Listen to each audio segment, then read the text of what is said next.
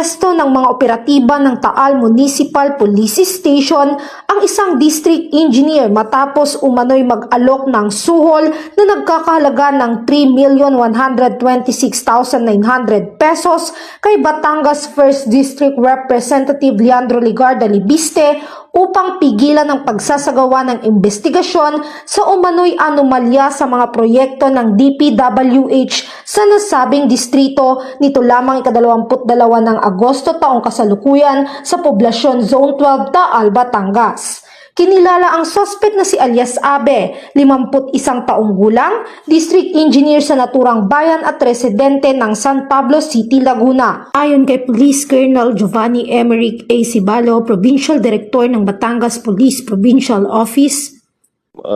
Last Friday po, August 22, around 6 p.m. ay nagresponde po ang ating sa pangunguna ng ating hepe sa Taal dahil meron po kaming na-receive na information na may ongoing nga po sir na parang attempt to bribe si congressman po. Kaya nagtungo po si lugar at nakuha nila sir yung mismong tao doon sir at on the act sir na bribe sir. Andun din sir yung na-recover na pera sir amounting to more than 3 million sir. Based on reliable information, nagresponde po yung ating police sir.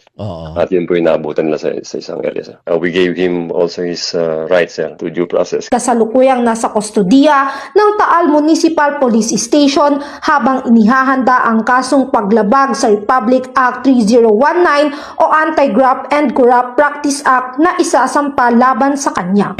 Mula dito sa PRO Calabarzon, ako ang inyong Police News Network Correspondent, Patrolwoman Pisel May T. Urbano, alagad ng batas, tagataguyod ng balitang pulis.